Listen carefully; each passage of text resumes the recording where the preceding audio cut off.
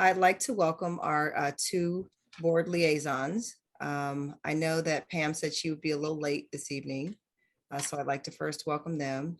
And I'll turn it over to John. We're going to try to move quickly this evening because we have a lot to cover. All right, thanks, Kim. You're welcome.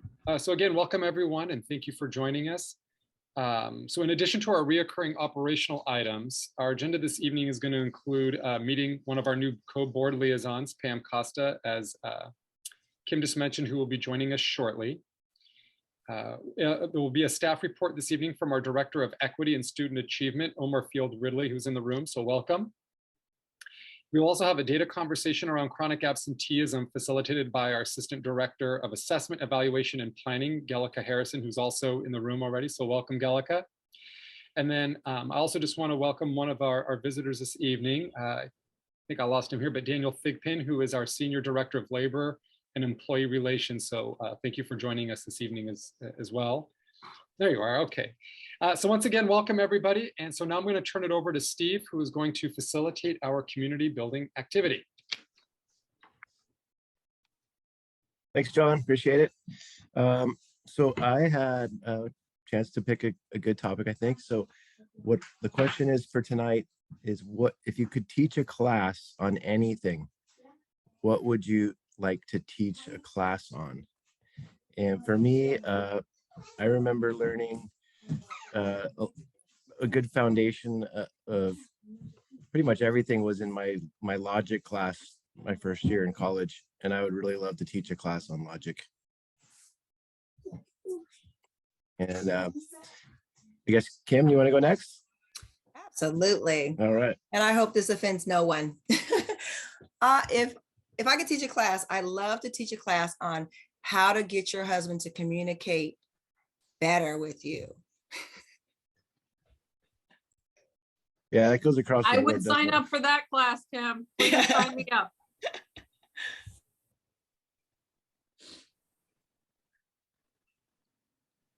I'll jump in. This is Amber. Good evening, everyone. If I could teach a class, I would teach a class on organizing. I think that I'm one of the most organized people I know, and I can share it. So I would definitely teach a class on organizing. Just to keep things going, are we popcorning or are people just jumping in if they so choose? I think would jump in if they choose. And I definitely sign up for your class, Amber, because I need help with that area. I can go. I think I would do art history because I love history. It's always been my favorite subject in school. And I also love to draw and paint. So I think being able to examine those two subjects together would be really interesting. I'll go next. I really hope this offends nobody, for real. I took a class in college. I'm going to take Steve's lead. I took a class in college that changed my life. It was called The Psychology of Racism. And it was with Dr. Beverly Daniel Tatum, in case anyone does this kind of work and is familiar. And it changed my life. It changed my perspective. And I wish I could teach more people that content. That is awesome. And I would take your class.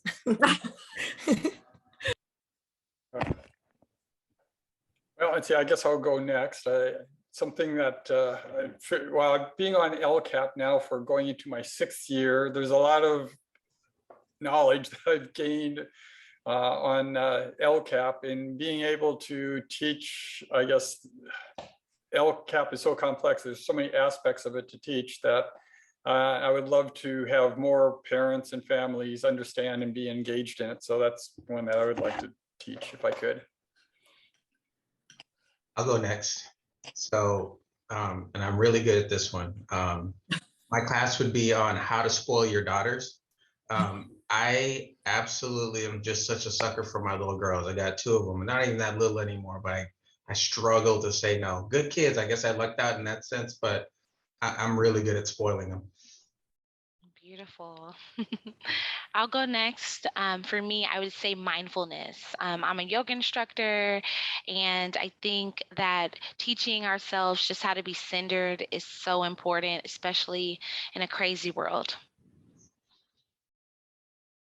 I'll jump in there. Hi, everyone. I'm Victoria Rochester. I'm the attendance supervisor for the district. If I could teach a class, it would be on basic life skills because so many people struggle with just the basic life skills, and without that foundation, and I would target youth specifically, you know, they're lost once they become adults at that glorious age of 18.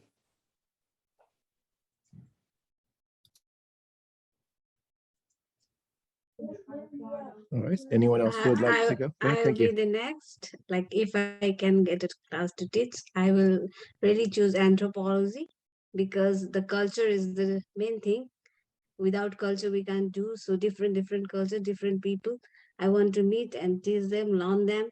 So that's my view.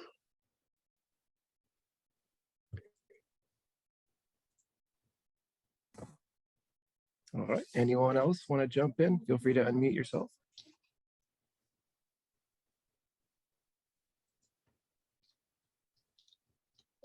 All right. Going once, going twice. And am I turn it back to John or Kim? I turn it back to me. Oh, Kim, thank you. All right. Thanks everybody for sharing. Here's Thanks, Kim. Steve. That was Yeah. a lot of fun. Was there anyone else who wanted to share before we moved on? Okay, perfect. So at this time, we're going to take a look at our minutes and approve them. If you see anything wrong with our minutes, let us know. So does anyone have a motion to approve our minutes? Oh, hold on, Pam. Kim, hold on a minute. I guess I should have asked, do we have quorum too? Yeah, actually, Yeah, we don't have quorum yet. Let me Oh, do we a don't. quick check. Okay. I'm just sending our board liaison is trying to access, and I'm sending her the links because something happened early with them. Okay. Okay. Okay, so we can move forward until we do have quorum. And And then we'll come back. Yeah, Go let me ahead. double check. We've got 1, 2, 3, 4, 5, 6, 7, 8, 9. No, we need one more person to make quorum. Okay. So then with the, if the Board of Liaisons, if they're not in right now, there's just one, okay, Yeah, she should be able to join momentarily. okay, I just sent her the links. okay. Is our let me look and see who's in here. Yes, Mr. Kern is here. Yeah, I'm here. I actually ran down to Laura's office to I tried to send the link to Pam because she was struggling. So anyways, hopefully she'll get on her soon. That's who I was talking on the phone with was Pam. So John, you want me to kind of give my quick update that I was going to give? Yeah, sure. Yeah. All right. Welcome everybody. Thanks for everybody being here. Just go over a couple of things that we hit at the last board meeting, and then talk about two other things real quick. At the last board meeting, the board did take action on start times for next year. So that will be an adjustment based on the law that was passed quite some years ago. It has to take effect for the 22-23 school year. It will, as we had kind of said in the past, it is affecting start time changes, not just for secondary schools, but for elementary as well. Because as soon as you start to adjust your middle to 8 and your high school to 8:30, you've got to adjust those other routes. So there's a lot more consistency in the start and end times than there previously was. So that will take effect at the start of next school year. We're really going to be working with the local school communities as well to identify what are the impacts of an either earlier 7:45 start time for elementary schools or 8:45, 8:55 start times for schools, and what types of supports we need to build in there. So we'll be looking at that. We had previously taken 3 options to the board, and then we recommended one option, and the board did approve that. We are in the process, as the 2020 census data came out, of adjusting our maps for the by trustee area. We presented 2 maps on Tuesday night. We had one public comment really supportive of it and made one comment about the sequencing. We will be having a community outreach on, I believe it's the 6th and 7th of January to get some input, and then the board will be voting on those. Not a lot of changes from the original maps because we just adopted those maps. We're hearing at our board meetings, a lot of folks are interested in and hoping that we would put an item on the agenda about the vaccine mandate and where we stand with that. At the previous board meeting, I had stated that there really is nothing to discuss because at this point in time, that mandate wouldn't take effect until next school year. And potentially, if the legislature passes a law one way or the other, allowing exemptions or not allowing exemptions, that won't take place until January 1st of 2023. So we're trying to be patient and really see what comes out of that, and then ultimately have discussions. There's a lot of concern amongst community members and employees about the requirement of a vaccine.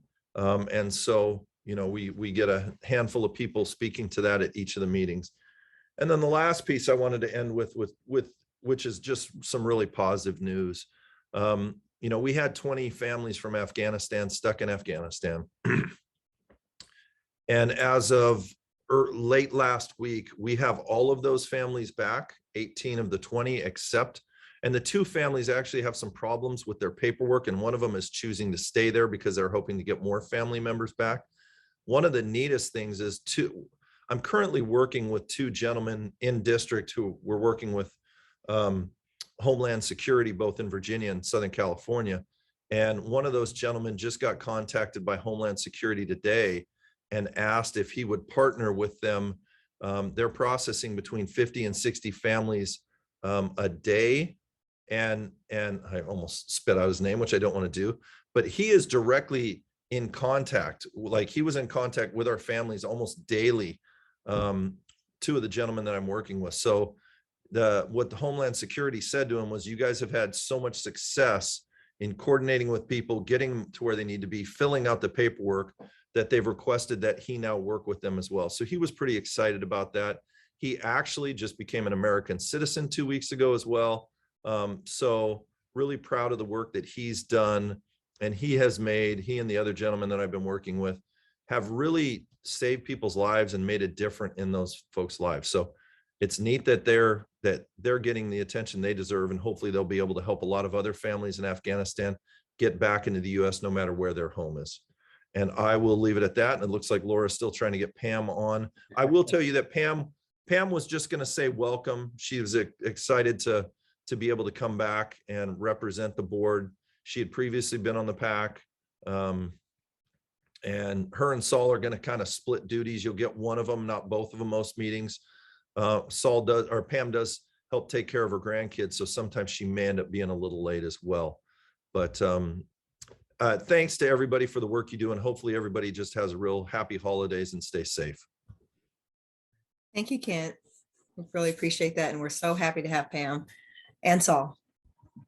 So what we can do now is, while Laura is supporting on that end there, what we could do is move forward and have our staff report presentation. And then if board member Costa is able to join us, then we certainly will pause after the staff report and welcome her. So Laura, I think we're going to turn it over to Omar to begin the staff report. Okay. So anyway, as I mentioned, for our staff report this evening, we have Omar Field Ridley, who's our Director of Equity and Student Achievement, who's going to share some information about the trainings, programs, and services that we have in place to lift student voice, as well as to support safe and inclusive classrooms for our students. So with that, Mr. Field Ridley, I will turn it over to you. Oh, and I think you're on mute. There we go. Got it. Okay. Thank you. Let me share my screen here.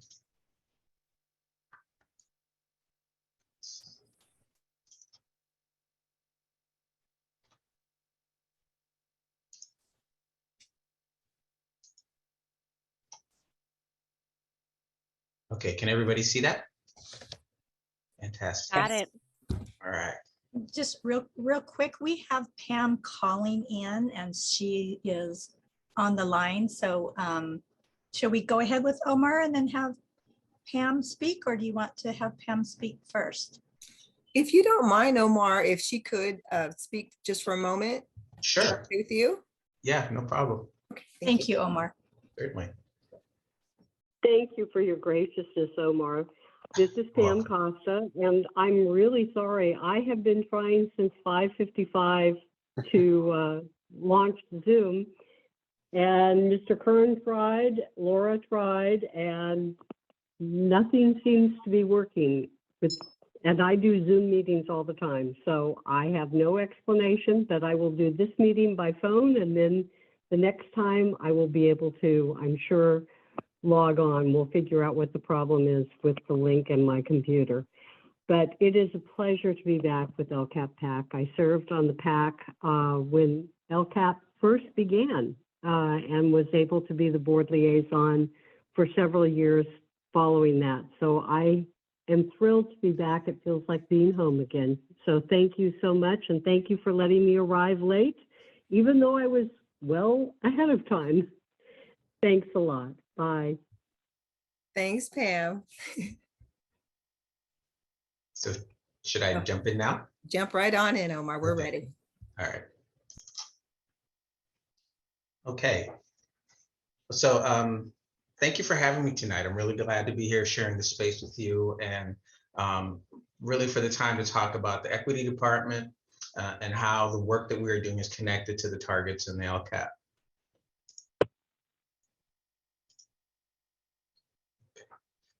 There are many things that drive the work that we do. That's led, of course, by our passions, our commitment to students, and our sense of justice. But the 3 points listed on this slide drive us as well. First is our understanding of what equity is, and here it states, equity is providing each child with specific support for success through a lens of empathy, caring, and justice. And at its core, this really defines who we are as a department. The second is the 8-point commitment. And I couldn't pull it up here because it's such a large, there's a lot of information there. But this deeply impacts all of our work. And so when you have a minute, go to our website and check it out, because when you take a look at the words at the beginning of each of the commitments, you get a sense for the kind of professional development that would have to accompany it. And those are words like improve and build, expand, integrate, synthesize, I'm sorry, not synthesize, systematize, increase, and establish. And these are really just powerful actions. And because of that, they are the foundation for our approach to eliminating barriers and meeting the needs of all of our students. In addition, they also encompass our primary goal, which is to create a pathway for moving the words on the page to action in all educational settings. And then the third point you're familiar with is LCAP 2.03. So if you take a look at what this target reads, is to build and create culturally responsive, psychologically, socially, emotionally, and academically safe environments by lifting student voice and providing professional development for staff. This section of the LCAP gives us great targets and actions, and when you connect it, so it gives us great targets and actions, especially when you connect it to meeting the needs of adults in the system through professional development and creating safe environments for students through mentorship, support, and advocacy. And then the significance of all of these actions.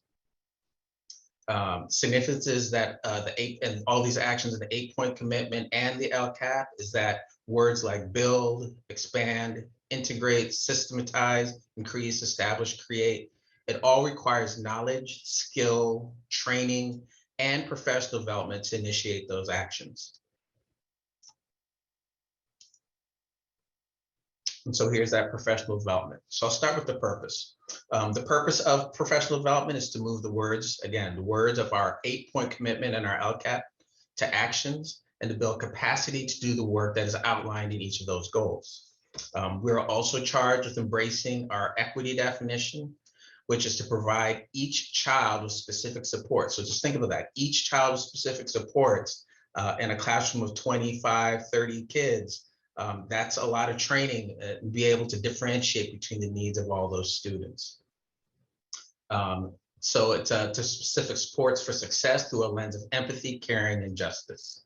As a department, we are further tasked with finding the most effective and efficient ways to increase knowledge and skill in service of building climate, developing an equity lens, and taking equitable action in all educational situations. If you look to the next bullet, which is about recipients, and this is about who receives professional development that we're providing. And that would start with I'll say our site leaders, and that would be our principals and our vice principals. It includes our administrators, and that can be our program specialists, our coordinators, our district office administrators, our directors, our assistant superintendents.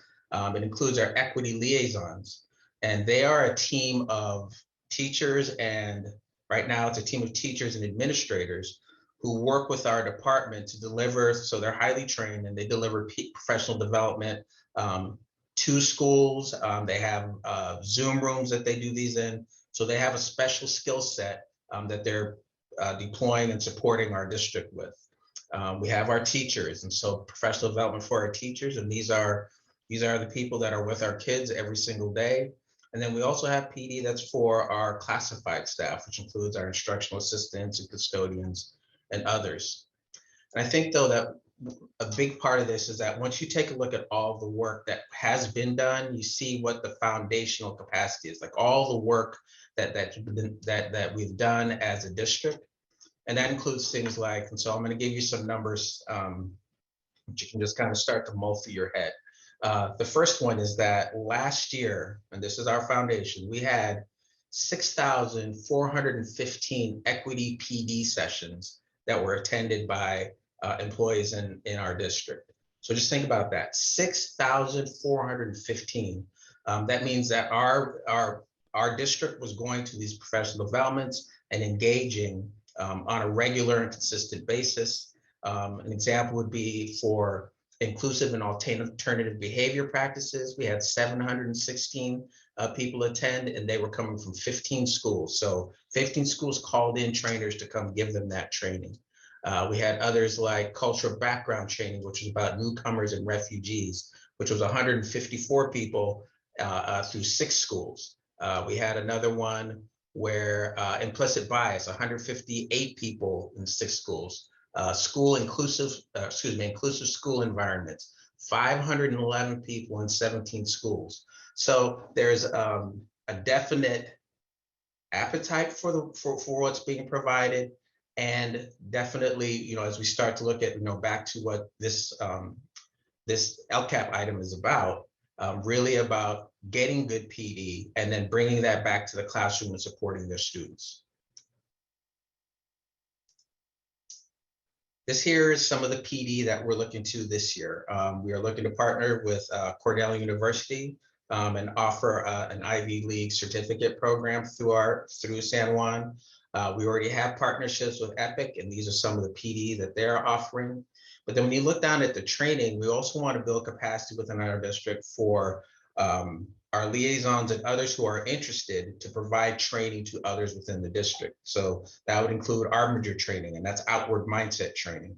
Elena Aguiar, who coaches people to be coaches. So once we have the skill sets from Arbinger and Elena Aguiar, these are things that now we can train others within our district to do without having to go outside of the district. The CSU Equity and Excellence certification process is a new thing that we're working with them on, and actually just started working with them. Advisor training, all of the advisors for our identity groups, they go through training, or many of them had gone through training with YDN, one of our development networks, and with their training, they're really getting the skill set that they need to empower our students or their students at their sites. We are continuing to do book studies. Last year, we had over 500 people engage book studies. We've employed something now called our Signature Speaker Series. And with that, it is the authors of the books from the book studies. They come back and they address and talk to and do some planning with all of the people who are interested. And often it's, we had, in fact, at our last Signature Speaker Series, we had over 300 people attend. And then we still have our Social Justice Institute. And so we have a nice foundation, and this is what we're building on. We also have, and what you see here is an approach that our equity liaisons are going to take, where their professional development is going to align with our just around building capacity. There's the areas that they're going to be developing lessons in this year, and so this is the work that they'll be doing. Again, just expanding what we're doing and building on the ability and giving teachers the capacity to support kids in their settings.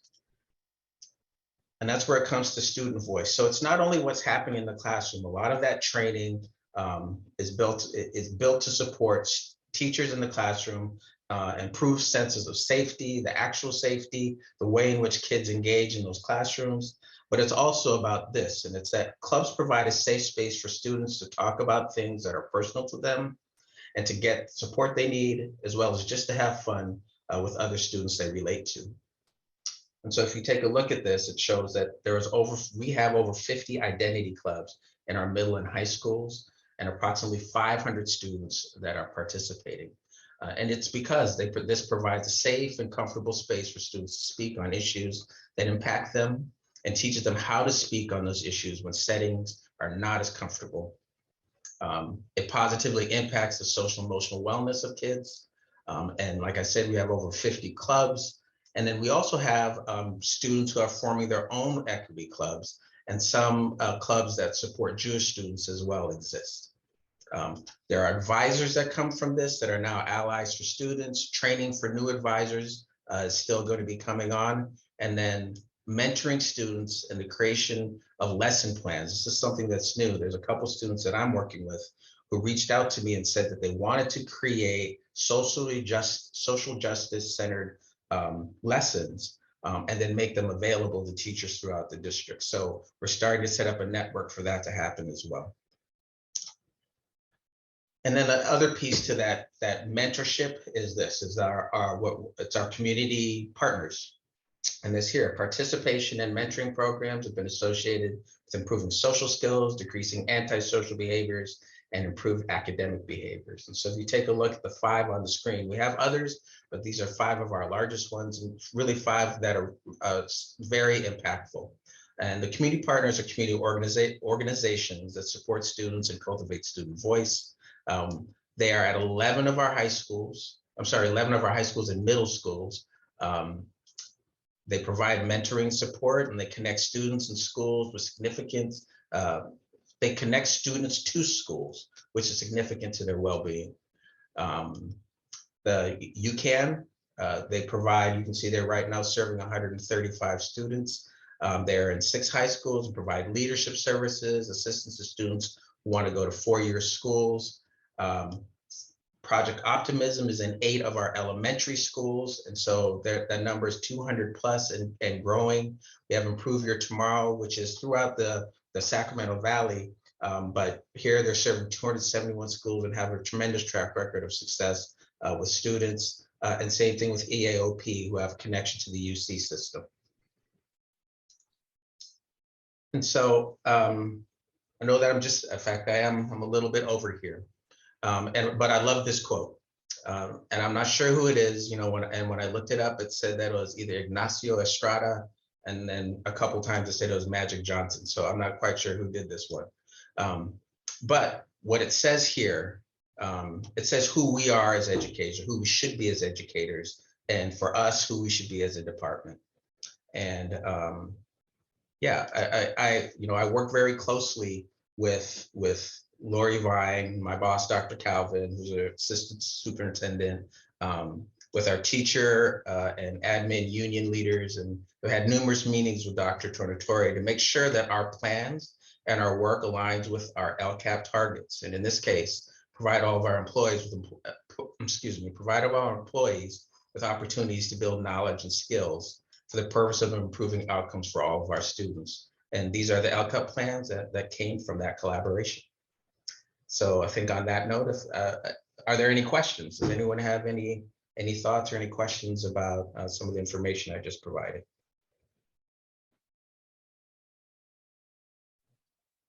I don't have a question, just want to applaud you. This is awesome work, and I'm so glad to see it's happening. Thank you. Have a great team. Of the schools that you mentioned that have taken advantage of these professional development opportunities, like one is 154 people, 6 schools, another one 511 people, 17 schools. How are those schools chosen? Are they off of demographics, testing scores, or kind of what do you go off of? Yeah, they aren't chosen. The schools choose to participate. So, got it. yeah. But so let me add to that. So it's not only did schools choose to participate, individuals also chose to participate. So as I can name off all the schools and how many went and how many schools went to 3 different professional developments, but the number of people within our district that just said, that sounds good, that one sounds good, and that one sounds good, they show up too. In fact, I'm sorry, I just had to say this, is that we have a speaker series that's coming. And when we put out that there were 4 speakers that were coming, people just signed their name across to all 4 people, so it's just, there's an interest, there's an appetite. People are excited about engaging this work for the purpose of supporting their kids. Omar, I love what you're doing. I had a question. For all of the different organizations that work with youth, like UCAN, Optimism, IYT, I think you named off about 5 of them. Correct. How do you gauge their success with the school sites? So a lot of it right now is anecdotal stuff. It's the conversations that we have with the site leaders, the conversations that we have with teachers, that we have with advisors. What we have done, or what we're in the process of doing this year, is adding a new layer to that. And we found some ways. I'll give you an example. There's it's called guided insight. And what that will allow us to do, so let's say that I'm in IYT.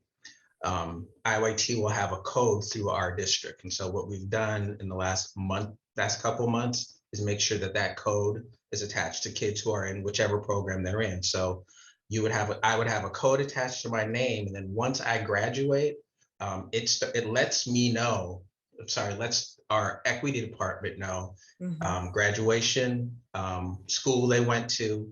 It's connected to the national, goodness, I can't think, national something service, I think it is, but what they do is collect data on kids once they go to college with school, how long it took them to graduate, things like that. So we'll get an opportunity to see how kids that are going through these programs, how they are doing once they graduate, and then I guess in some ways see what the impact is of the programs that they've been enrolled in. Okay, thank you. I had a quick question from a student perspective. So I attend Rio Americano, and I think a common kind of idea or thought that a lot of students have when we hear that there's these trainings offered is, are teachers required to attend? And when they are required, are they really paying attention? Are they really learning from it? Because we've had, specifically at Rio, several incidences of discrimination and racial hate and different situations that have been occurring over the past few years. And there have been teachers who have attended those trainings, but not really reciprocated the lessons that they've learned in the classroom. So I guess, is there any way that you guys gauge how effective the trainings have been? Yeah, so we have a lot of survey data, and that's really what we have to go on as far as the response from the people involved. In terms of the impact, how is what I've just learned at this training, how do I bring that back to my classroom, or how do I bring it to whatever the venue, my office? Those are things that we are still, I guess, part of it is figuring out, but part of it is as we see as we see people continue to struggle, or people that are struggling, is try to disrupt it, right? Try to intervene and try to add additional supports to that equation. We don't have the fix all, that we have something that we can make sure that, once somebody's done this training or been a part of this, that it impacts them in a certain way. But we are hoping, and we're hoping that as we start to build our coalitions and groups of people that really embrace this work, that the result will be that others also embrace it, as we teach them how to disrupt things that are happening at their school, and how to respond to situations like you were just just describing as we start to teach and give people opportunities to learn, that those types of things will be less prevalent and happen less often. Tom? Yeah, I was wondering if the professional development is ever open to students or community members. I'm thinking in the case of such things as unconscious bias and situations like Serena mentioned, whether the teachers or those involved of the staff that are taking the professional development, whether it might be sort of meaningful when you have students or others from the community that are affected by such things as unconscious bias, actually also taking the unconscious bias class, just as an example. So I was wondering if that's why I was asking if the professional development ever does include anybody other than staff. Yeah, I know that right now our model is set up to really to get as many people engaged and involved within our system as far as our teachers and our employees. But I do hear what you're saying, and there's value in examining what that might look like. I don't know because we haven't jumped in from that perspective, but definitely something to consider because our parents and everyone else is part of the community as well, and so if we're talking about making sure that everybody has that foundation, then we have to start to take a look at what everybody is. So thank you for that.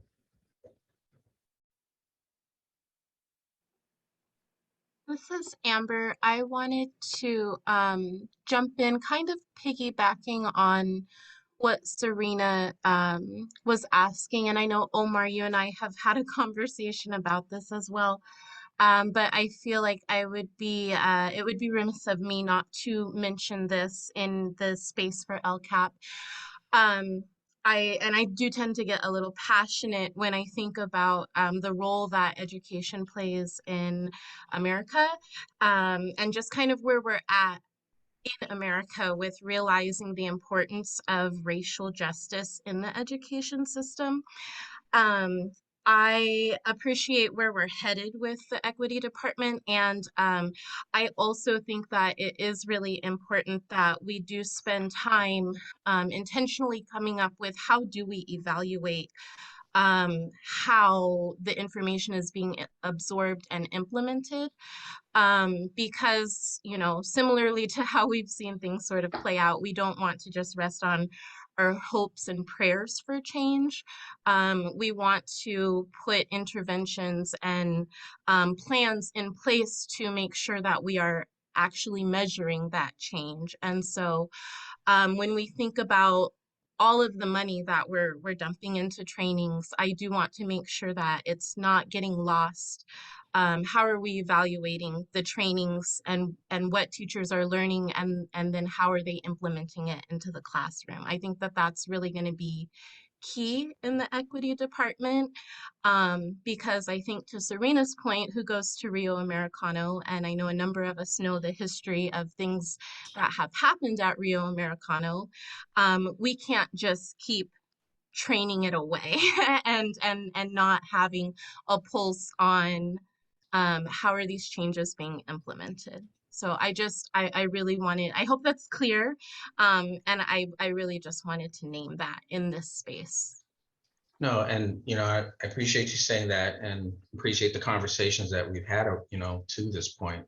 What I'd like to just say in response to that is recognize that equity and equity work and the expectations that we have of at our sites, the way that we want to interact, the relationships we want to have.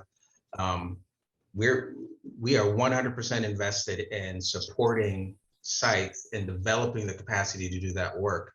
But equity is a district-wide thing. It's not a departmental thing. So when I often talk about an equity lens, and when we talk about that and saying, if I look at something, see it happening, if I see something and it's culturally destructive, then what is the actions or things that should be happening to make it culturally proficient, right? So what are the things that need to happen, and then what are the actions that I need to take to make that happen?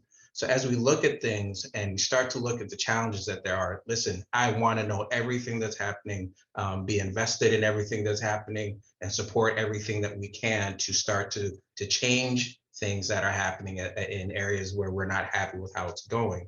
But I do want to say that it is everybody who is part of this solution. It's the equity department that's going to maybe lead those conversations, that's going to support things as they happen. But as we talk about PD, and then what does it look like at a site to create a team there that is now part of making sure things are going right at that site. Those are the things that not only is the training that I said that we're signing up, but it's also the training on how to do those kind of things that we're talking about as well. To that point, I would hope that the surveys will continue into the future, and where there are teams set up like that those folks are also surveyed, and so that it's a continuous process. Yeah, absolutely. I've just in this past couple weeks, I've been out to sites. That's what I want to do, is get out and actually talk to principals, because you can get certain information from a survey. You get completely, you start to get a real good sense of what's going on when you get a chance to meet and talk face to face. And that's an opportunity that I'm taking advantage of. And as I tell you that, those type of teams that you were just talking about and that I was talking about, they're ready to, they want to get going. They just need a little support and guidance with them. And that's what we're diving in on. Omar, I just want to thank you for joining us this evening and sharing the work that you and your team are doing with our community, and really getting an insight of the energy that you're bringing to this work with your team. So thank you so much. We really appreciate you spending some time with us tonight. Absolutely. And thank you for having me. I really appreciate it. Thank you, Omar. Okay, take care. Me too. So before turning it over to go to general visitor comments, Laura, I thought, Kim, if it's okay with you, we'll circle back to see. I think we may have quorum, and then we may want to circle back on the approval of minutes. Does that sound okay with you? Sounds great. Okay. Yes, and we do not have any visitors this evening. Actually, I do see one. So now is the time to go ahead and do if you're a visitor, if you have any comments or questions. Oh, do you want me to go back to the attendance roll call? Okay, I'm sorry. I was doing too many things at once. It's funny. A lot of people having issues tonight. I'd like to also welcome Natalie Prado. She is a new student member to the LCAP PAC, and she just joined us. She was having some Wi-Fi issues. So Natalie, we want to welcome you and thank you for being here. We look forward to working with you. And then Kim, shall I go ahead and do actually, Kim, why don't you go ahead and do what you were going to do, and then we'll do the attendance. Okay. So at this time, we'll do our minutes. If everyone has already reviewed our minutes, if there are any corrections that need to be made, you can let us address that now. If not, if we can approve our minutes with a motion. We have a first motion to approve the minutes. Tom has raised his hand. Yeah, I'll move to approve the minutes. Thank you, Tom. Is there a second? I can. Is that Karen? Yeah. Okay. And Karen second Second. the approval of the minutes. So our minutes are approved. Thank you. Thank you. Okay, and let me just back up and do an attendance check really quick. So I've got Karen Brown, just here. Thank you. Kim? Here.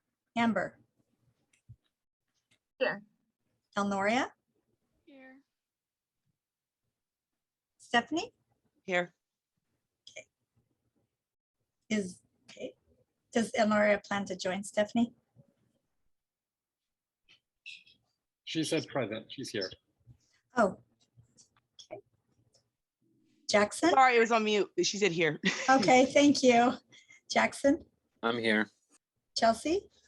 Here. Serena? Here. Tom? Here.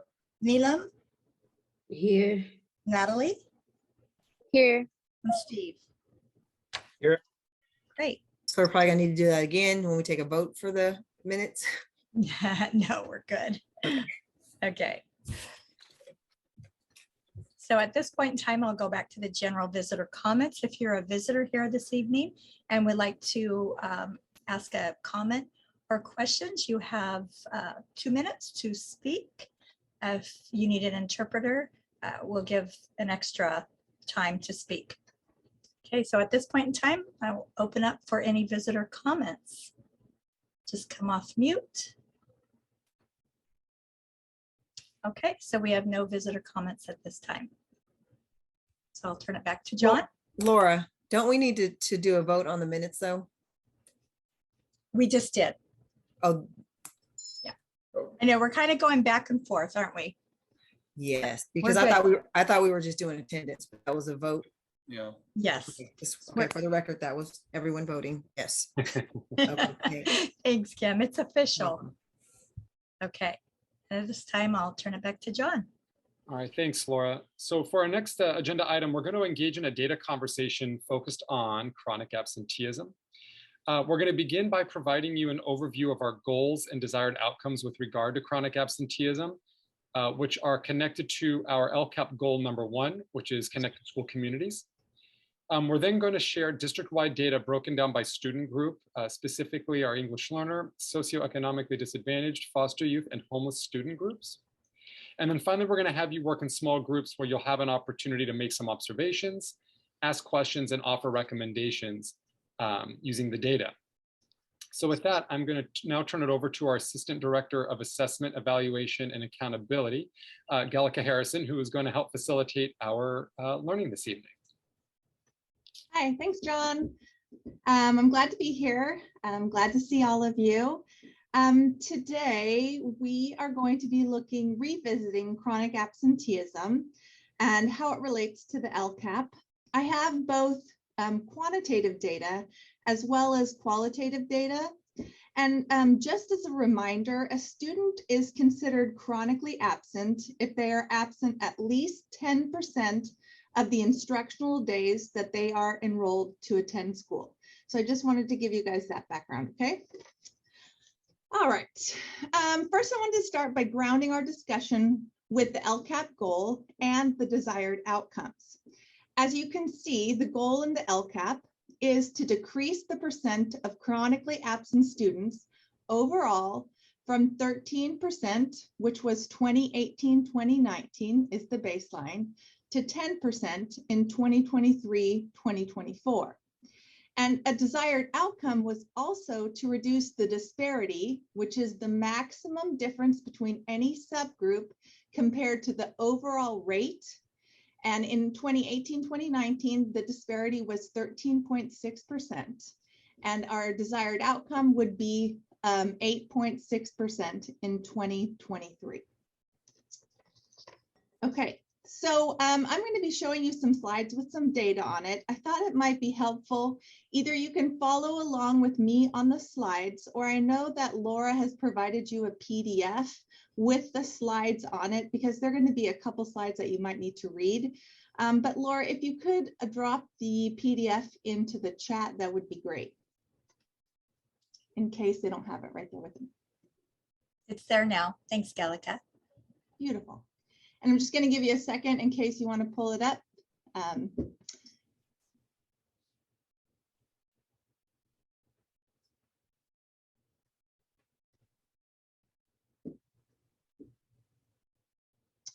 Okay, next slide, please. Wait, is the slide link in our email or in chat? It's in the chat, and I believe it was sent prior. I just seen It was sent Monday to all the PAC members. I'm trying to get it out of the email, but Google wants to update. Of course it does. It's also in the chat. I don't see it. Okay. Laura, is it in the chat? I think I do, but. Yes, can everyone see it in the chat box? No. Head's shaking. Yeah. I must be special. Yeah. Okay. No, it's technology today. It seems it's all of us. Don't worry. Do you want me to email it to you, Stephanie? Okay, try it one more time. Yeah, I'm waiting for Google. I'll email it to you. Okay.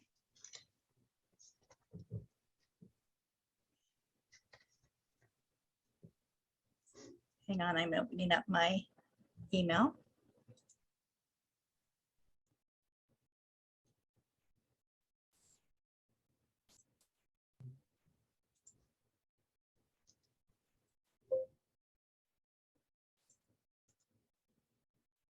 Laura, do you want me to go on or do you? Oh, go ahead. Yeah, absolutely. Okay, sorry, I didn't know. Okay, so the first piece of quantitative data that I'm going to talk about is the district chronic absenteeism percentage. And what we're doing is we're comparing 2019-2020 to 21-22. So on the left-hand side, you'll see that 2019-2020 was 11.7%. And if you think back to the previous slide, remember our goal started at 13, sorry, at, whoopsie, sorry. We were at a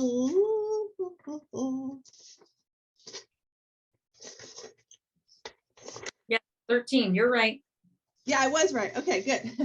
And then I questioned myself. So 13%. So, and that was in 2018, 2019. And you can see we've gone down in 1920. And then if you'll notice what we currently are. Next slide. Okay, here is 2019-2020 district chronic absenteeism. And I want to make sure to point out that our data is based on August 12th through November 12th. I think that's important to note because some of the numbers may be a little different. So this is August 12th through November 12th of 2019. On the left-hand side of this chart, you'll see that we have all students and then all our subgroups in the LCAP. So we have English language learners, socioeconomically disadvantaged, foster youth, and homeless. In the next column is the total enrolled. So those are for all students. There were 42,460 students total enrolled. And then you'll proceed down the column for English language learners, SED, foster youth, and homeless. The next column is the chronically absent. So that's the percent of students who were chronically absent based on the total enrollment of that group. Okay. So for instance, English language learners, we had 5,620 students enrolled. Of those 5,620 students, 11.5 students were chronically absent. And continuing down the last column, then the last column tells you the count of students who were chronically absent. So continuing with English language learners, we had 650 students that were chronically absent. And again, this is August 12th through November 12th of 2019. All right, next slide, please. So this is just a visual for you to see. On the far left-hand column, again, is the, and this is again 2019-2020. We had 11.76% overall who were chronically absent. Then it proceeds with our ELL, our SED students, foster youth, and then our homeless. And again, the percentages are up above.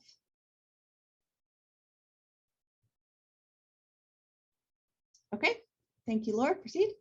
Okay, now we're going to switch to our 2021-2022 district chronic absenteeism. Same chart setup. We have on the left-hand side our all and then our subgroups, ELL, SED, foster youth, and homeless. And then we had total enrolled. That's the first column. So all we had 39,593 students enrolled from August 12th through November 12th of 2021. The next column is the chronically absent percentages. And then the final column is the count of students who are chronically absent.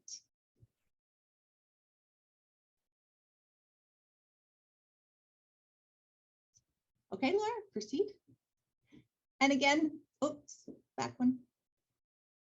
And again, this is just a visual for you to see. On the far left-hand side, we have all students.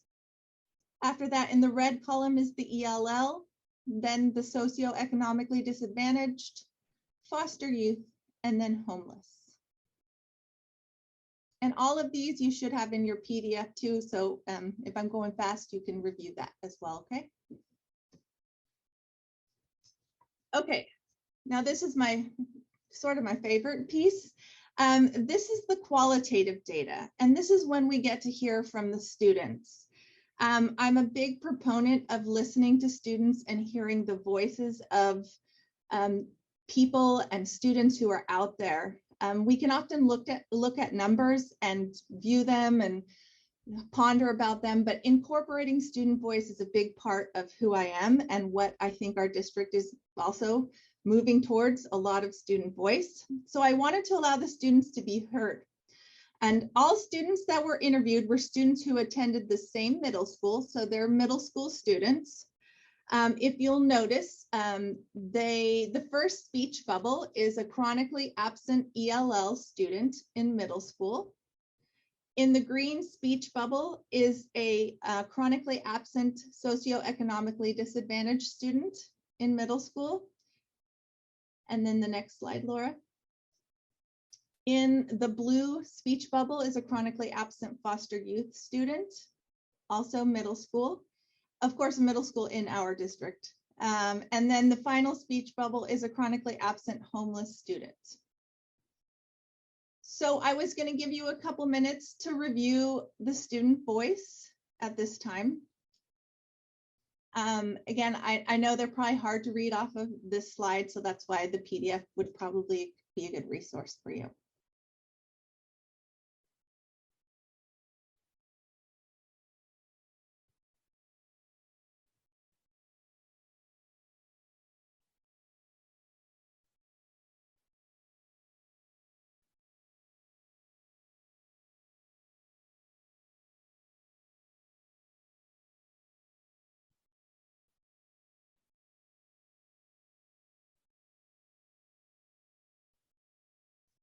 And Laura, if you want to go to the next slide, just in case they're reading it. Thank you.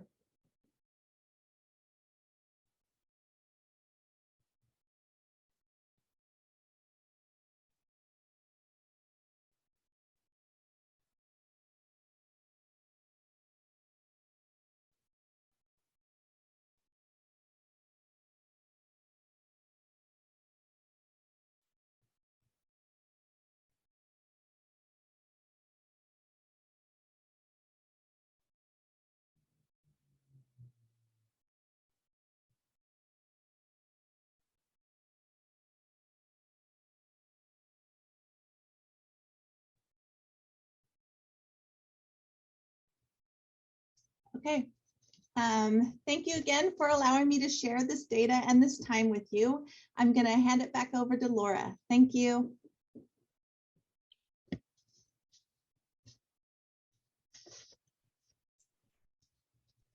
Thank you, Gallica. Yeah. I really Thank you, appreciate Kim. your presentation. Absolutely. Thank you, Gallica. At this time is an opportunity for any visitors to provide a comment or question specifically regarding chronic absenteeism. You'll have 2 minutes. So at this point in time, if we have any visitors who would like to ask a question or comment, please come off mute and go ahead. Okay, so we have no visitor comments at this point in time. So we'll turn it back to John. Great, thanks, Laura. So now we're going to have you go into breakout rooms for approximately 20 minutes to review the data that Gallica just presented here to us. Each breakout room will have a facilitator. And then in reviewing the data, we would like you to focus on the following 3 questions. Initially, making some observations. So what do you notice and see in the data? And then what differences do you see between student groups? And then begin to ask questions. What are you curious about? What other information do you need to better understand why we are getting the current outcomes? And then finally, ending with recommendations. What ideas might be considered to improve chronic absenteeism for our English learner, socioeconomically disadvantaged, foster youth, and homeless students that builds on their strengths and addresses their needs. And then finally, when we return as a full group, we would like one person from each group to share your group's key observations, questions, and observations, or recommendations, I should say. So Laura, I think when you're ready, we feel free to open up the rooms. Yes, you'll have 20 minutes in the breakout rooms, and I will broadcast about every 5 to 10 minutes. And then Laura, I'm sorry to interrupt, before we do, I just want to double check if everyone could please open up the PDF if needed from the chat, because once we get into the breakout rooms, it won't be available in your breakout room. So if you need to, this would be the time to do that. And then Laura, I guess if you want to start going ahead, that would be fine. So thank you. Yes, we're ready to do our breakout rooms. Looks like facilitators, you will be in a room with 3 people, including yourself. The exception is Karen. You'll have a small group of you and Neelam, but small but mighty. So just wanted to inform you of that. So with that, I will go ahead and open up all the rooms.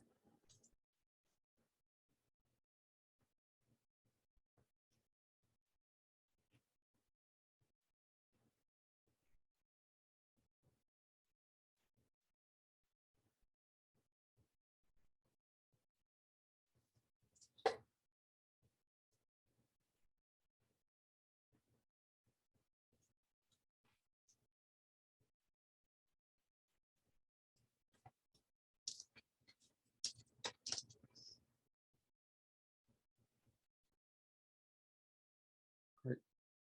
So Laura, looks like we may have 2 guests. Oh, I think you're on mute, Laura.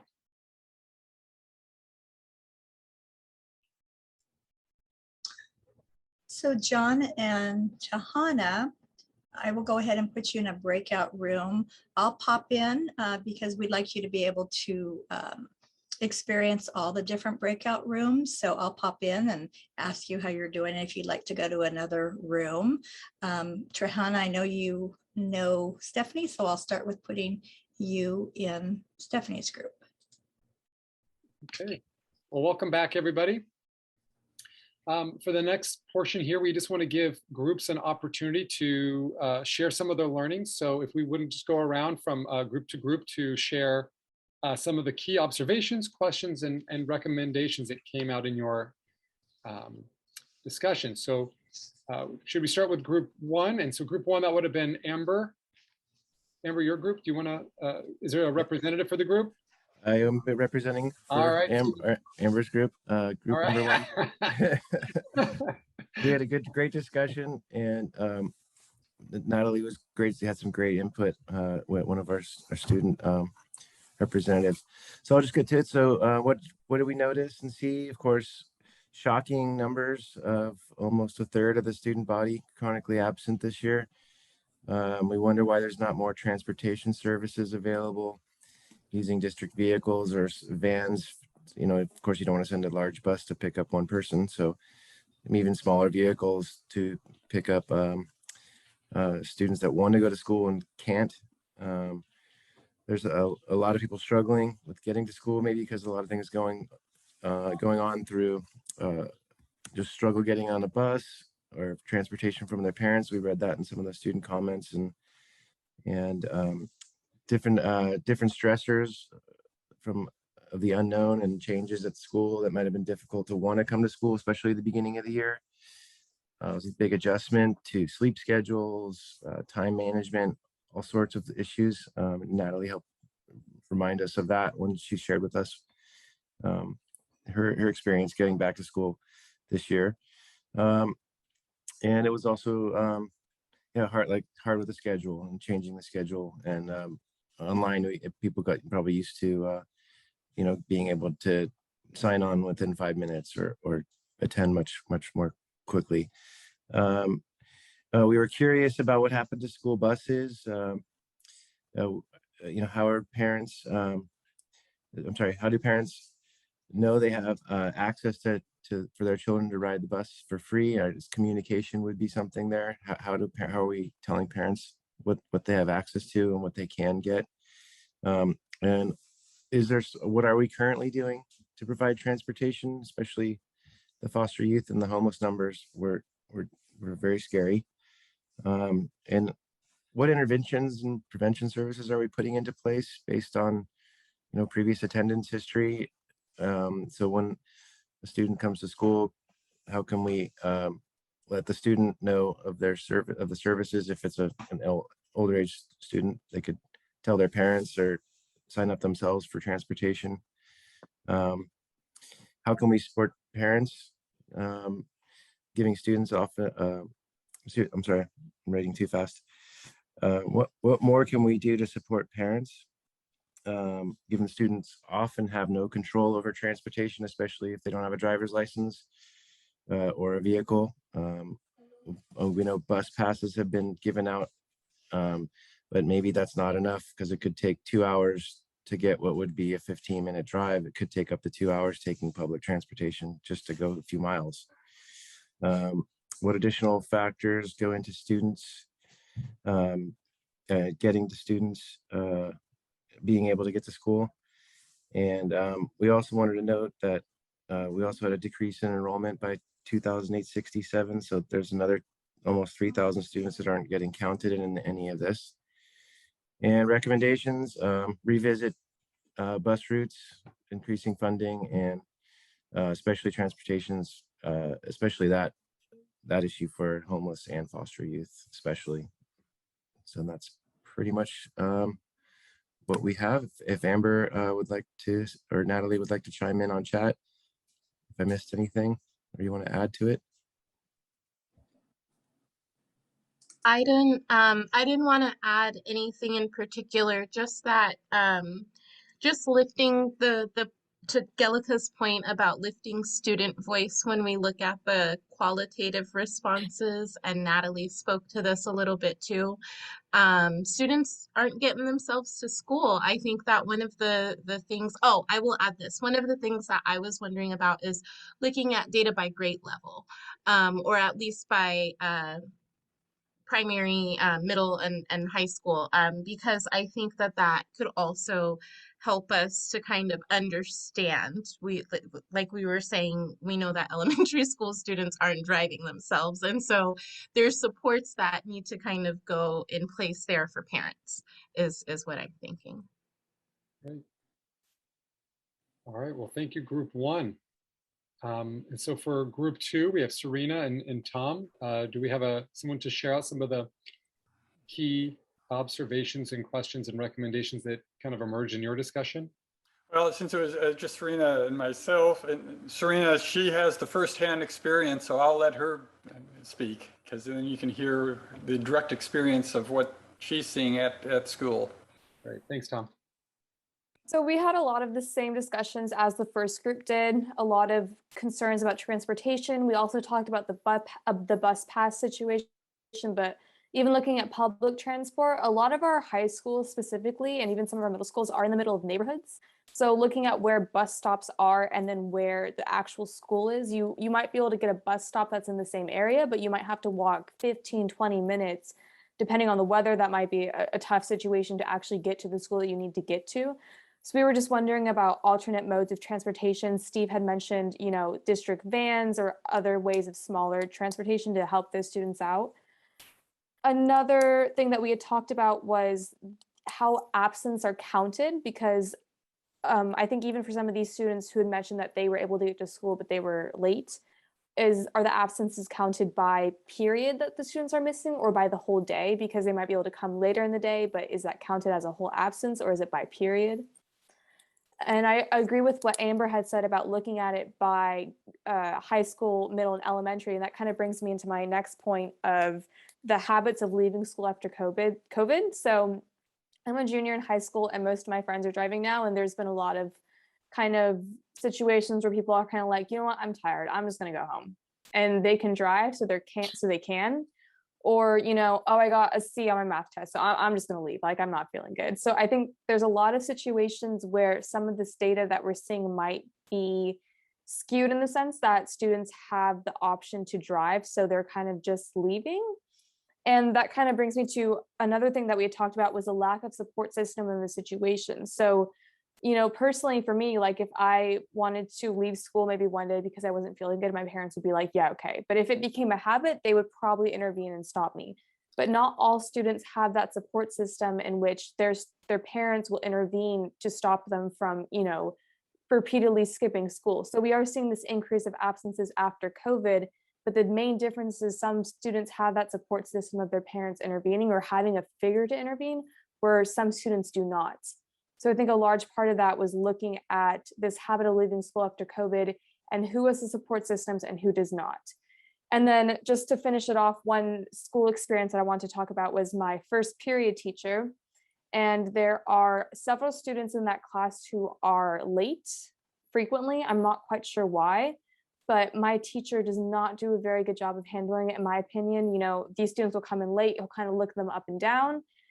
He'll walk over to them and very noisily whisper, you know, one more apps or one more tardiness and it's Saturday school for you. So the way that he's handling it is very humiliating, very rude. And I'm not quite sure if those students are really getting the help that they need, because maybe the questions that he needs to be asking instead is there something going on at home? Do you need help with transportation services? Is there any way that I can help you? Instead of saying those incredibly rude and passive aggressive remarks. So I think focusing on improving classroom welcomeness, because one thing that we did notice from the student voice comments is that a lot of them look forward to going to school because of their teachers and their students.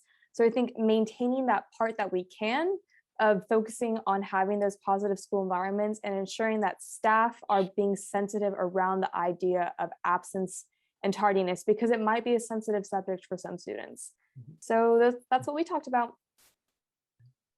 Thank you, Serena. And then let's see here for group 3, we have Karen and Neelam. All right.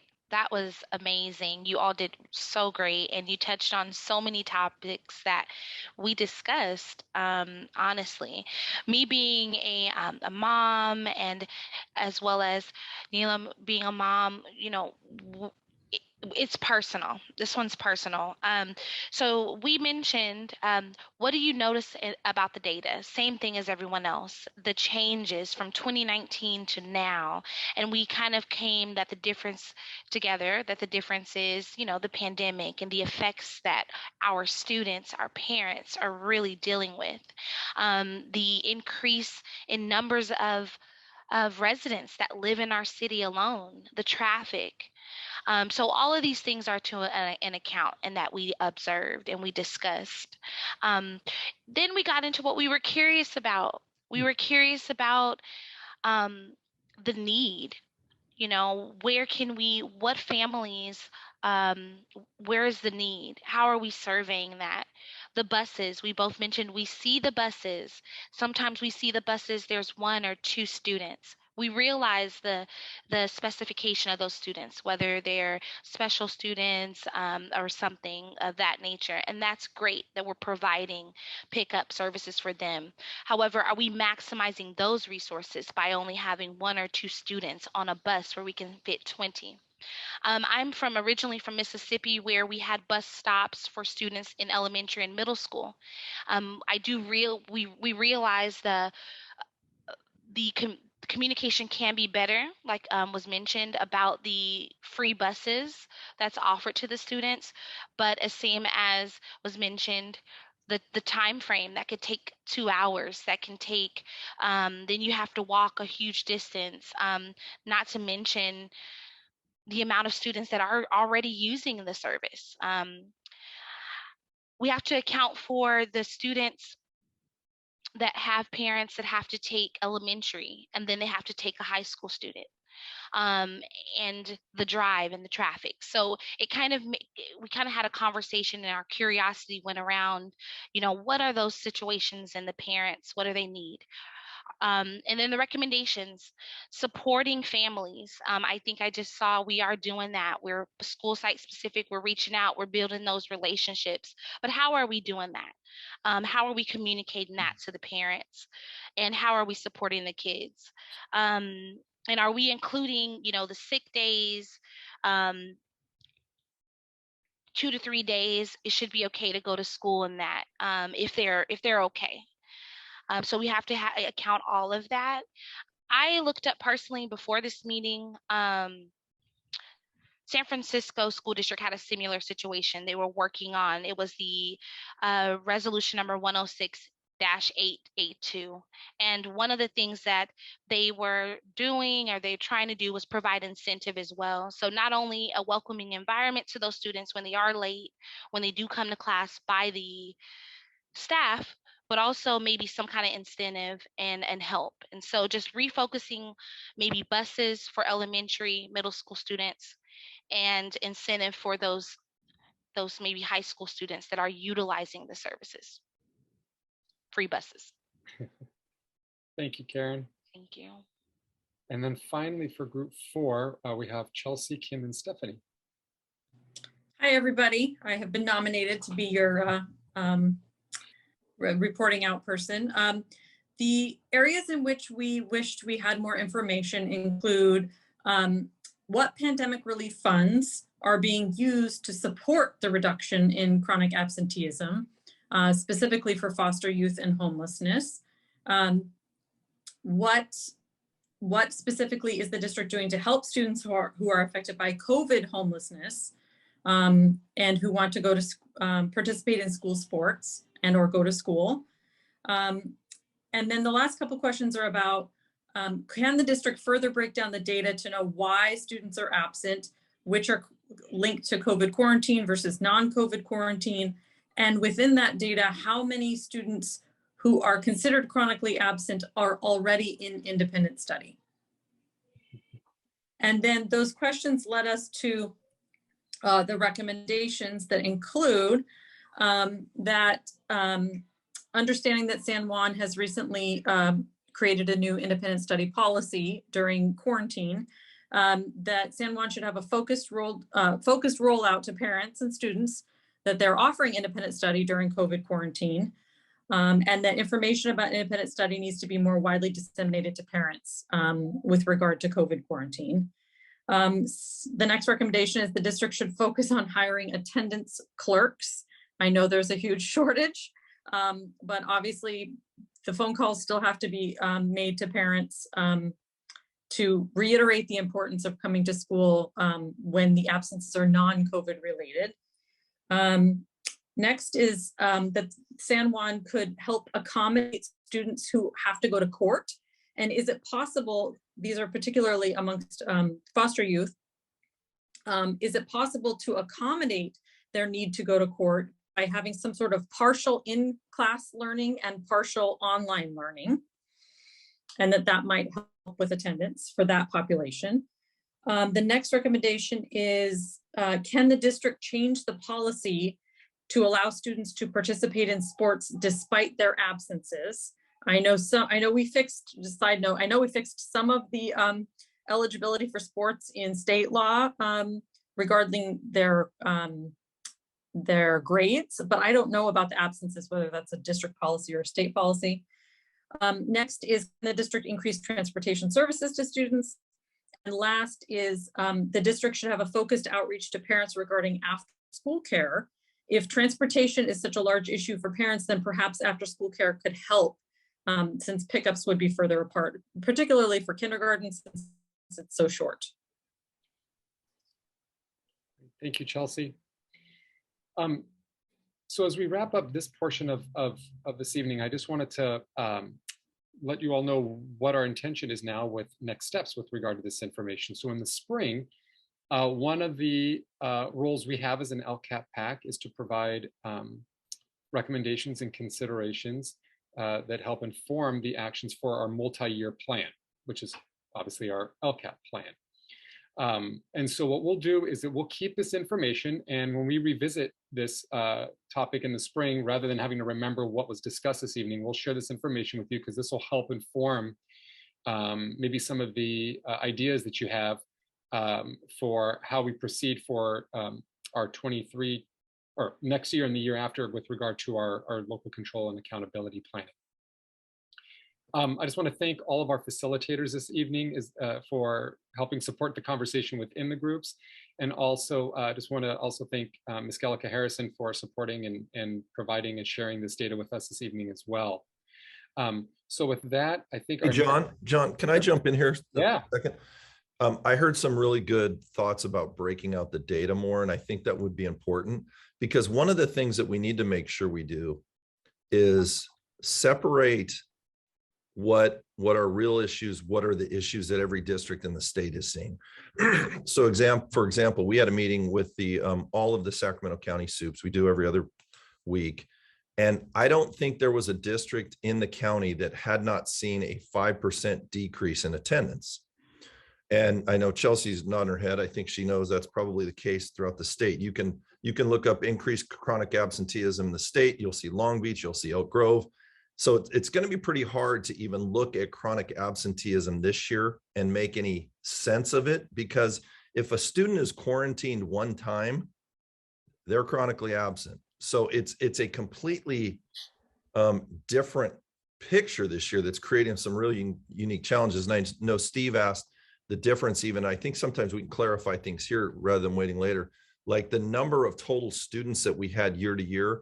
Our decline this year has been 800 students. We expected about 200 to 300. It's 800. I think that other year they were looking at total ins and outs of students. And I don't know if we've been able to get all of that data yet. So you have some kids come in, you have some kids leave. But I think ultimately, if we can dig into data a little bit more, and then one of the questions that I heard people say was free buses. Is that because even to answer that question, are folks talking about more buses within the district or outside? Because there's a whole nother issue where across the state, there's a driver shortage. You've seen multiple districts. Elk Grove cut their routes by 30 routes this year. They went from 150 to 120. We only provide transportation statutorily for our special ed students, although I got a note here that this past year we provided a transportation pilot pandemic 2 McKinney-Vento buses routes, picking up from transitional housing and dropping off at 5 to 6 sites. And so far that's not being accessed the way, I mean, it's really poor numbers that are utilizing that. So I think even rather than just waiting for the spring for some of these responses, I think it's important to provide some clarifications on these things. So we're not overreacting to things. We're not trying to fix a problem that is directly related to the pandemic. That's even when we're talking with the state legislators, there are a lot of people that want to be held harmless. I think overall there won't be some, but they're talking about a change in the formula because, you know, every district in the state is seeing this decline, and between a decline in enrollment and the decline in attendance, you know, we're okay because we plan. A lot of other districts are going to be really hurting, but the loss in attendance alone equates to $18 million in our district in lost revenue. So lots of factors go into it. But when I'm looking at the dashboard right now, we have 56 student positive cases. There's 373 exposures. At Dyer Kelly right now, there's 3 positive cases and 107 student exposures. So how many of those 107 students are having to stay home and now they're chronically absent? So that's where I'm saying I want to be really thoughtful about this, but I don't want to react to a problem that is specifically related, because historically our attendance and our chronic absenteeism, we were making growth. The same, when you look up all those reports from other districts, you'll see the same thing.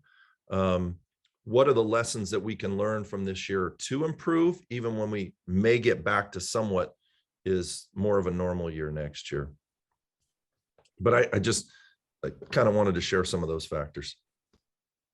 Appreciate you sharing that, Mr. Kern. Okay, so if any other final comments for the good of the order before we move on to our committee business? And I'll turn it over to Kim. Thanks so much. All right, thank you, everyone. Okay, let me share my screen. Give me just a moment. Let's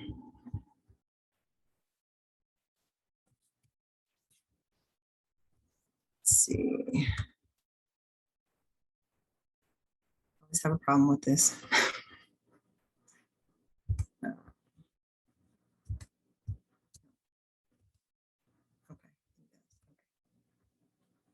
This.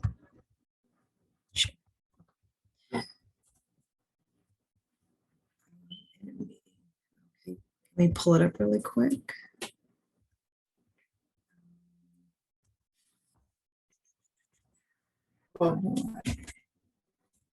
I'm in a meeting now. Do you need the iPad? I'm in a meeting now. No, do you need that? You can have it. You can have it, baby.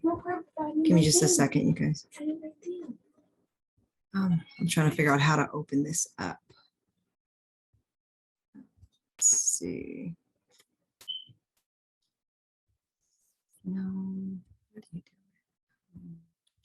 Oh, slideshow. Sorry about that. Okay.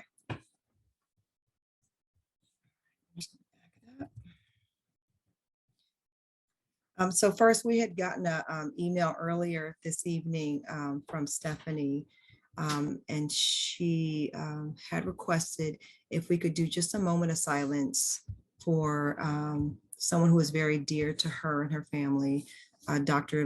Lufino M. So we're just going to take a quick moment of silence because he passed away.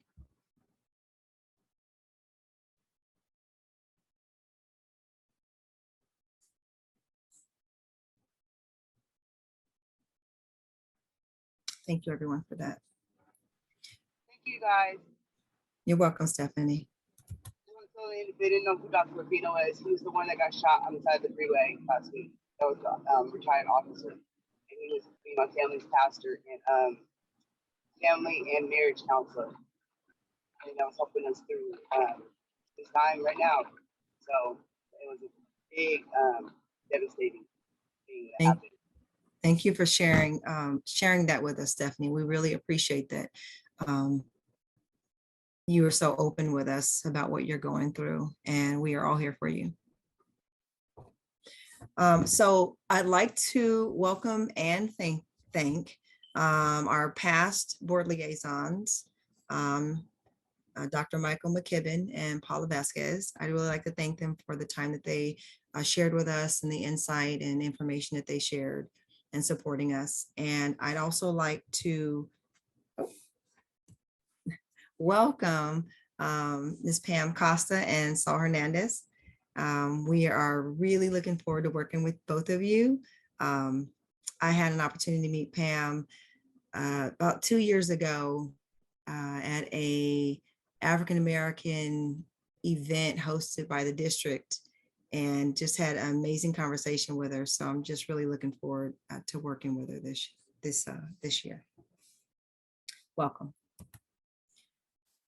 So we're going to get into some business now, which is our LCAP PAC student chair election. These are our future leaders.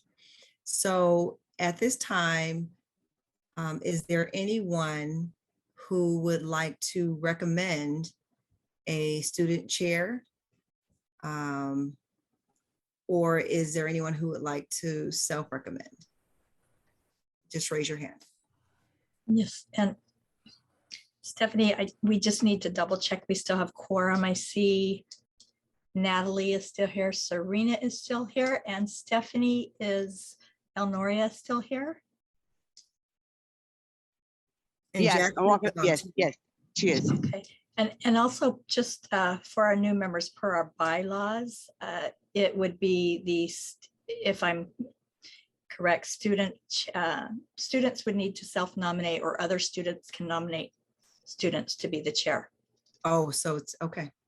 I guess that's something we need to change too. I would like to self-nominate myself. Okay. Thank you, Serena. Is there anyone else? I was going to say. You went out, Stephanie. Stephanie? If you're still on, can you let us know in the chat? Because we can't hear you. Yeah, Stephanie's microphone shows it's muted. Okay. Oh, I nominated Serena. Okay, perfect. I was gonna say self, but she said it. All right, wonderful. Okay, so at this time we can take a vote. Would anyone like to motion to first motion to nominate Serena as our student chair? I move nominate. Again, this is just for the students. So. Oh, that's right. I keep. That's okay. Just for the students. Thank you. So Would any students like to make a motion to elect Serena as the chair, student leadership chair?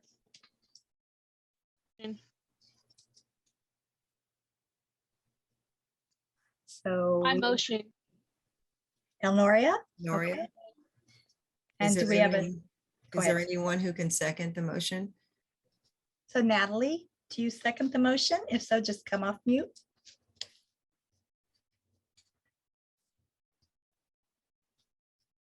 I think you're on mute, Natalie.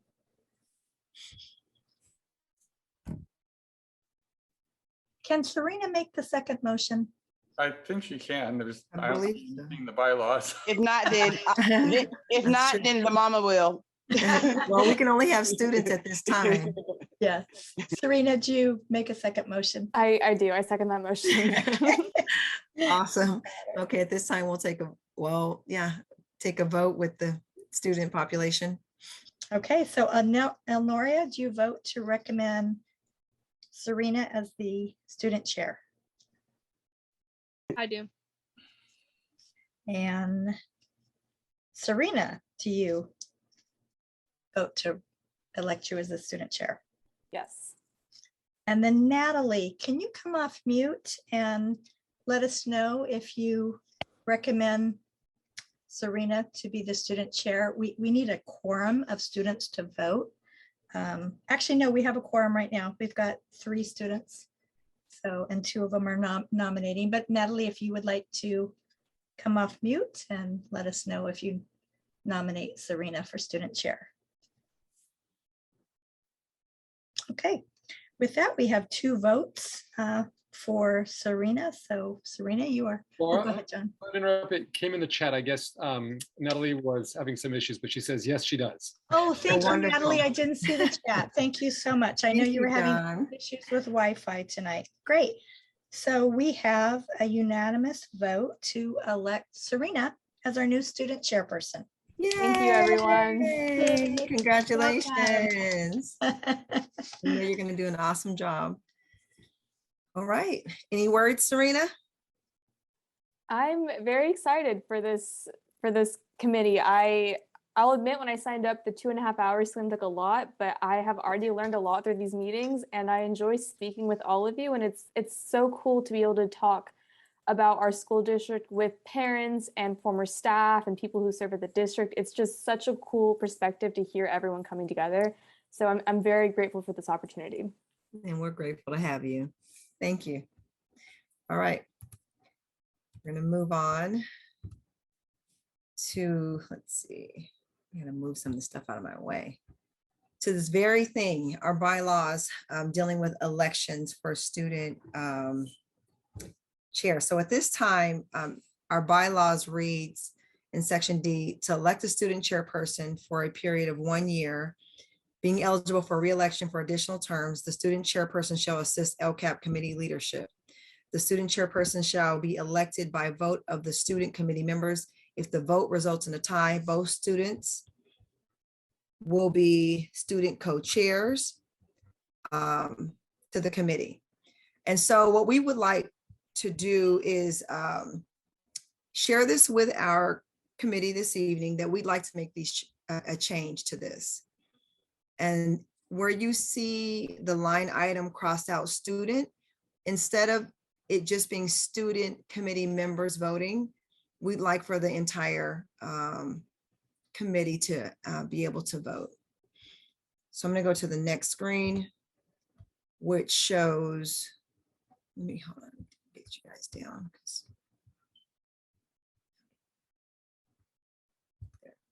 Okay. Tom, go ahead. I was just going to go ahead and make a motion that I move that we make a change to the bylaws, striking the word student in the mentioned section of the bylaws that you referenced. Okay, thank you. I second that. Thank you, Chelsea. Is there any discussion? Did you need to add one more thing, Kim, that just came up, or does this change fix that? You know, Chelsea, I am going to have to go back and look at that, but I do know for the voting, just specifically for the voting, process. This is the only thing we saw in there that needed to be changed, but there is one other thing. I'll have to go back and look through the bylaws and see where that is, and then bring that up in our next meeting.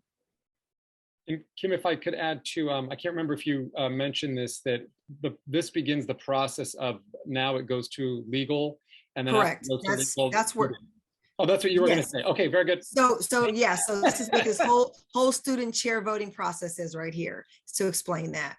And so we can take a vote on it this evening, send it over to legal if they adopt it and don't see any problems with it or need to make any recommendations, then they'll send that over to the BOE. So we can take a vote on this right now with the motions. So Laura, if you could start the voting for it.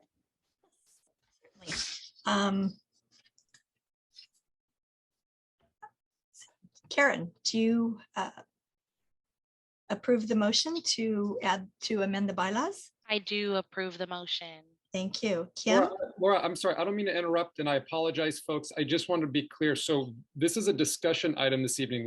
Are we taking action on an item that was supposed to be discussion? Yes, because action tonight. It is action, because if it's, yeah. Right, And anything, apologies. no problem. And anything that's on the agenda, we are able to take action on, as long as it's on the agenda.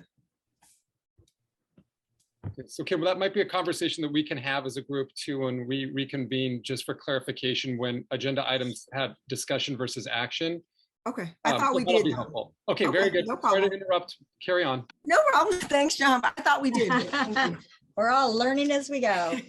All righty, so that leaves, we left off at Kim. Kim, do you approve the motion to amend the bylaws? Yes. Amber? Yes. Elnoria? And Stephanie, both, if you want to come off mute. Sorry, my finger got stuck. I approve. Okay. And Elnoria? Did you hear that? I didn't hear that, but I'll take that as a yes, right, Stephanie? I approve. Okay, I heard that. Thank you, Elnoria. Let's see, Chelsea? I approve. Serena? I approve. Tom? Approve. Neelam? I approve. Natalie, you can go ahead and put it in the chat, Natalie. I'll look in the chat.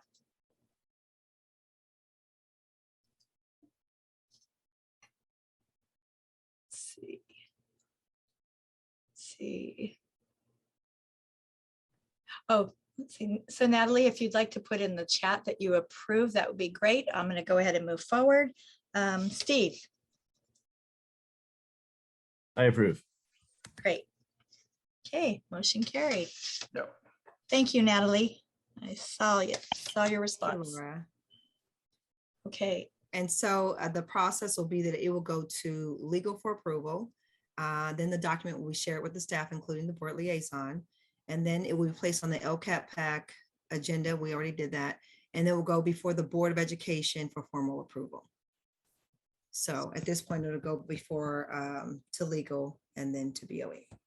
Perfect. Thank you, everyone.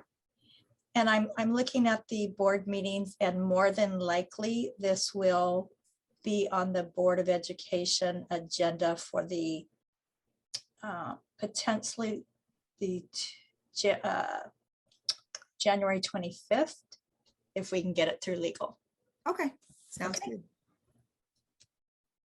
All right. Everything that we did tonight in a breakout, or when are we going to address it? We did already. No, address it like coming up with solutions. Let me, you're moving ahead of me. Just give me a Okay. second. At the Thank very you. end. That's okay, Stephanie, but Okay. yeah, we are going to have a further discussion. I know Okay. that's what you're talking about, correct? Yeah. Yeah. Okay, absolutely. So right now, we still need a position filled for our PAC member. We have 19, we need 20 PAC members.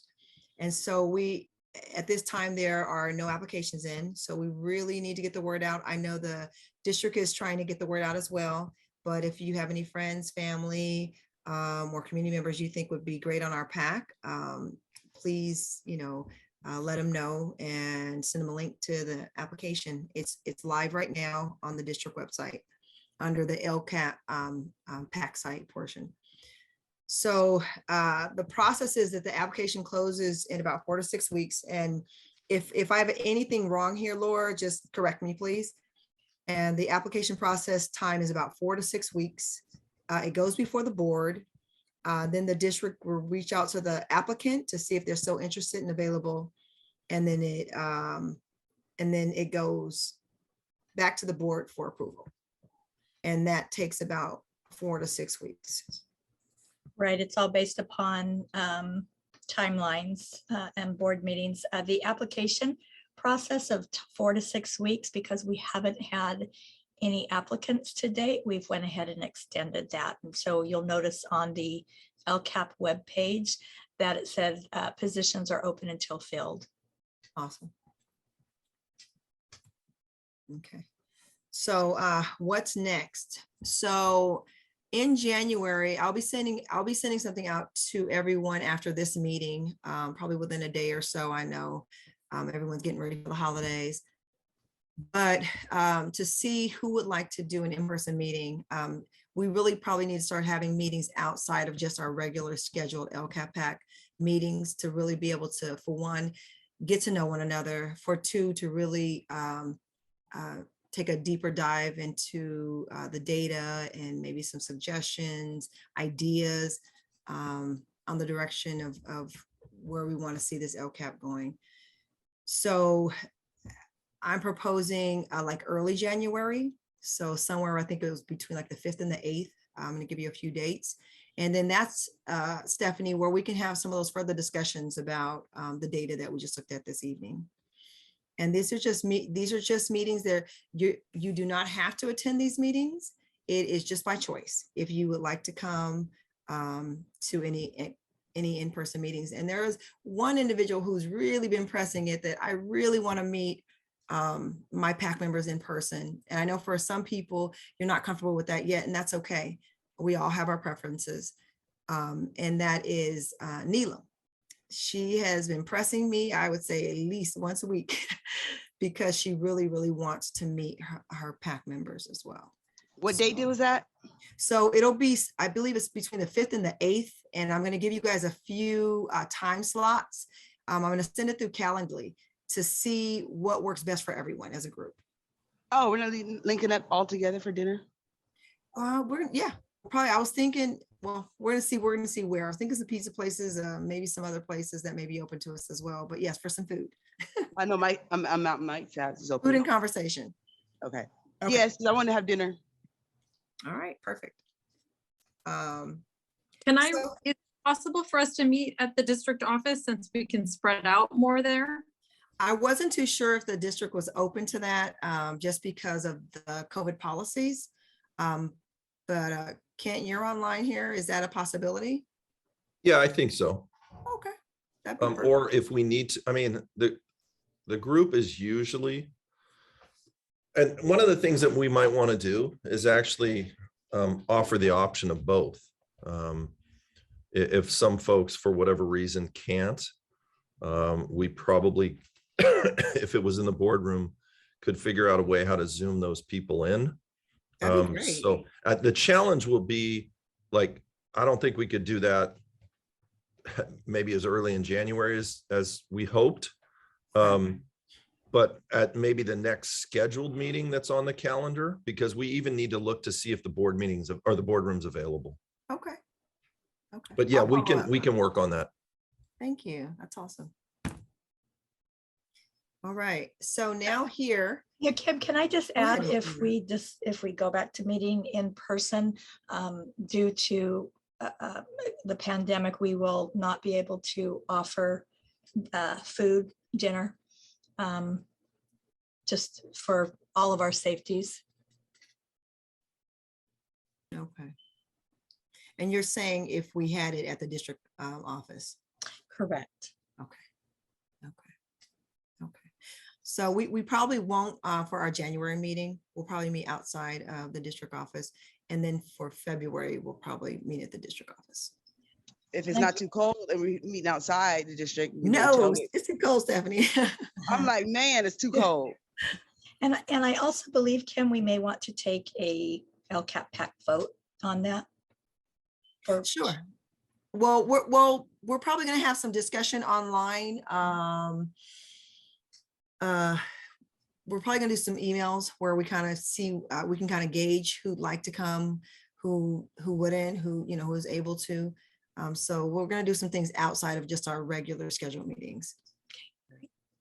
Perfect. And Kim, so when we meet as a group, we can start discussing some of the logistics to that. It's great to know that it's an option potentially here. And then so now then we can kind of evaluate some of the other factors that make, either provide more access for people to attend or factors that may prevent and limit access for our members to attend together in one setting. So well, I don't think it would, honestly, I don't think it would leave anyone out, because we can always Zoom anyone in from anywhere we're having a meeting. So if some people want to attend that meeting, but they just aren't comfortable with being in person, and that's okay. We can always Zoom them in. That's okay. Very good. So we'll plan that when we meet up, I suppose.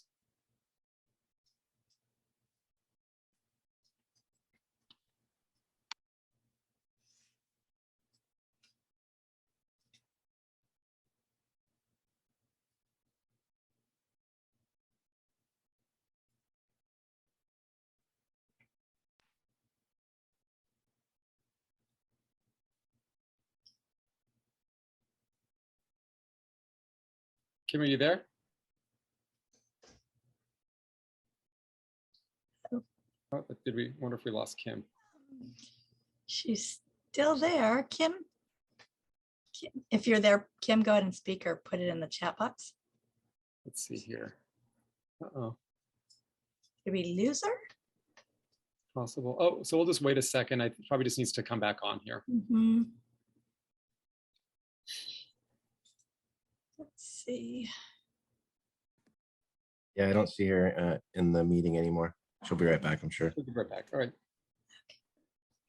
We will let her in.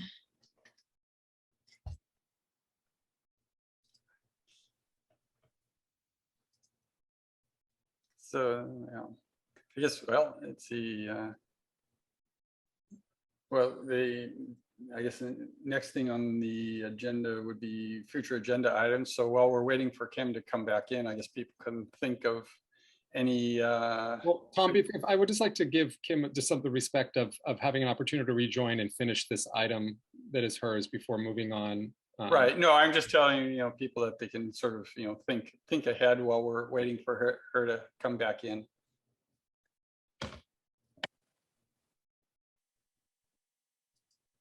Okay.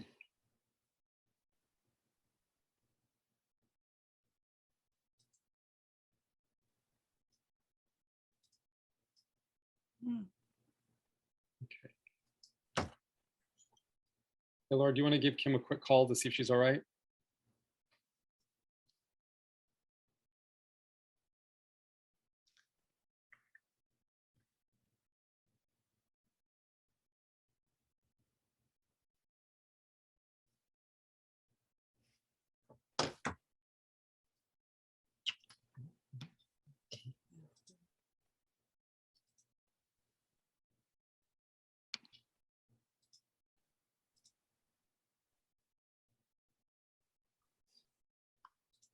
Let me check me.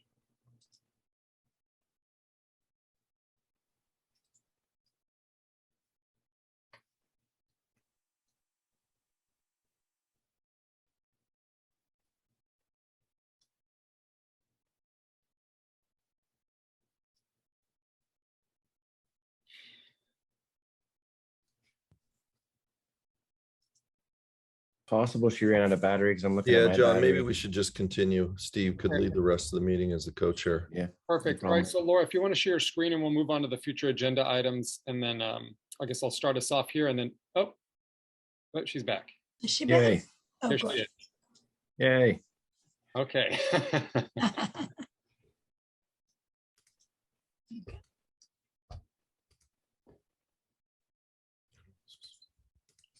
Yeah, I think she probably wants to show the PAC picture. So I'm going to stop the share screen for a moment. Hi, Kim. It looks like Okay, you're I am back. Okay, I'm going to stop the share so you can go ahead and share the next item, which I think was the pictures, LCAP PAC pictures. Yes, yes. Okay, let's see. I'm still disabled. Okay. Hey, Kim, would you like us to move to the future agenda items while you're sorting out the technical part, and then we'll wrap up with the pictures? Well, I'm disabled, so Oh. Laura would have to Uh-oh. enable me. That's a whole other issue. Yeah, she needs to be made co-chair again. Okay.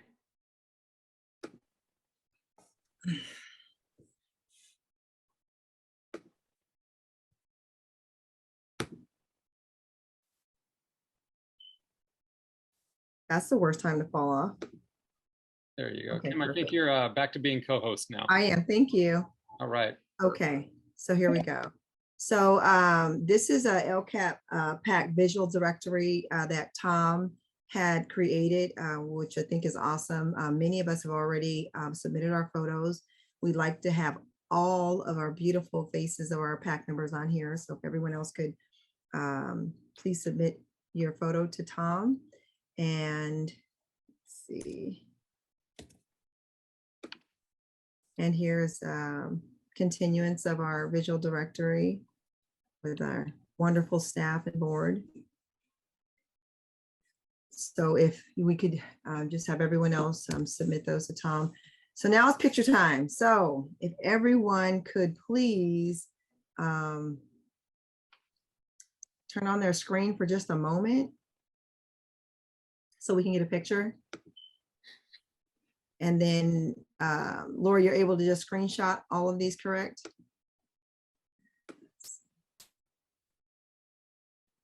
I'm trying to, let's see.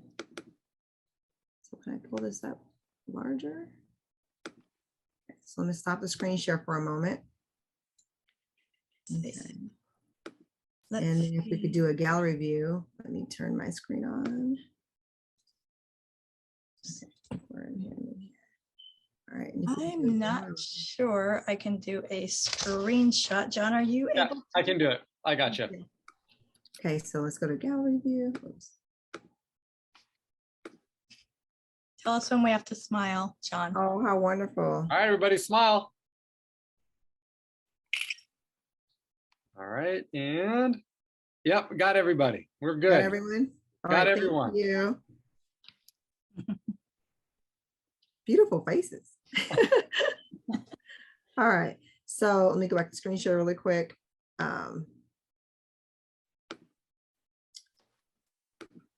And we are going to be singing happy sweet 16th birthday to Elnoria, whose birthday is on December 23rd. So take yourselves off your microphone. We want to hear all those beautiful voices. Yay. All right. On a count of three, you guys.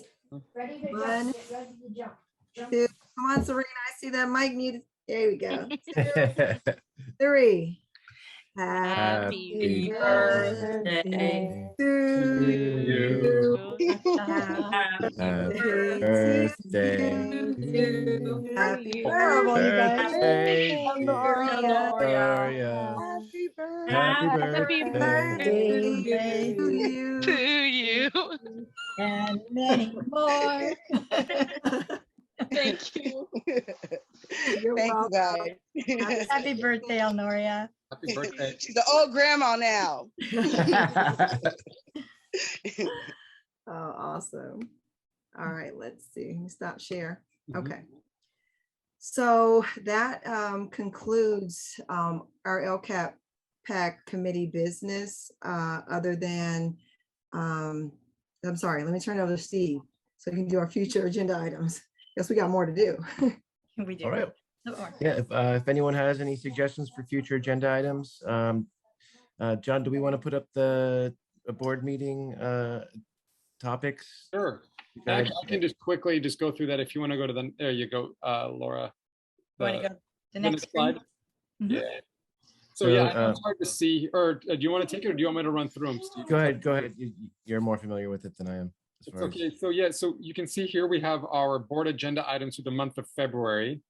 And so some of the topics here, we have an ELO grant, English learner refugee, family and community engagement, social emotional wellness, and there will also be LCAP updates in the next couple months at our board meeting. And then with regard to our PAC meeting schedule on the next slide, you can see that we'll be reviewing the LCAP plan and continue reviewing data connected to our LCAP metric. So Steve, I'll turn it over to you, sir. all right. I see Tom's hand up. Yeah, I was raising my hand because the dashboard gives us the data of how the LCAP has been performing, and that's the California dashboard is the evaluation done by the California Department of Education, and they typically update the dashboard in late December. I'm sorry, can everyone mute? I'm sorry, Tom, can everyone mute? There's some back. Okay. Go ahead, Tom. So I think as one of the future agenda items, we should be taking a look at the California dashboard after the CDE updates the dashboard.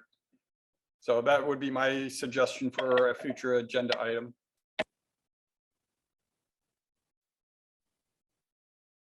Anyone else have something else to add? Yes, I'd like to add some information about the ELO grant money and what that's being used for. I think I'd like to revisit the social emotional aspect, that since that's coming up, kind of revisit where students are. That's definitely something that's relevant, I would assume. Can we revisit the our mentors or counselors? How many is on staff this year? Since we hired more. And Stephanie, do you mean academic counselors or social emotional support counselors? Both. Okay. Since social emotional affects the attendance. Yeah.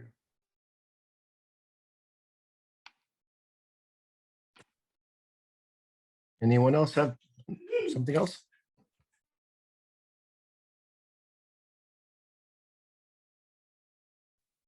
Right. If you think of something later, by all means, email Kim. I or have myself. something. Oh, go ahead. Good. Go good. ahead, Serena. I would like to see a more detailed explanation of the certain transitional programs we have for English learner students, just how they're welcome to the district after they come from different countries, maybe programs that we have to help support them, like specifically, because it's interesting to see how much money is going to these programs, but then I'm kind of wondering what is it doing? So I think just a detailed report of what transitional programs are provided. All right, Chelsea, I see your hand up.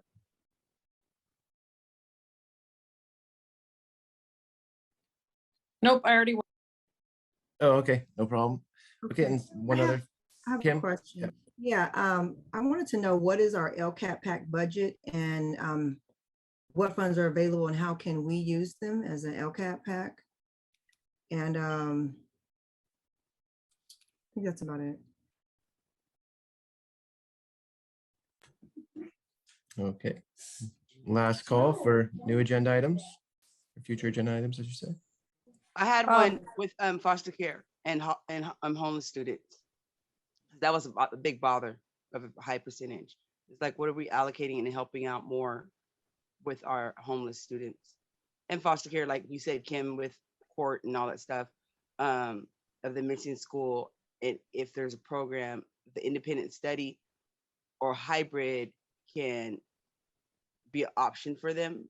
So they won't, our percentage can drop within the school year, not next school year. And how are we like working with the county of the homelessness? Because there is money out there for families. I just found another program. I'll probably email it over to you. But if we can be a help contracted with the county and helping out with that, with that certain private homeless program, there is money there. And so I believe that it can be a big benefit on attendance and grades for those homeless children, on helping them out with the barriers of home, the transportation. So I will email it once I get it to you. Perfect. Yep. And again, if you don't think of anything right now, you can always email Kim or myself. It's on the roster, so you can find our email or in the chain emails. So I'll turn it back over to Kim. Thank you so much. Or yeah. Thanks, Steve. Appreciate it. So at this time, this concludes our LCAP PAC. Wait, do we have general visitor comment?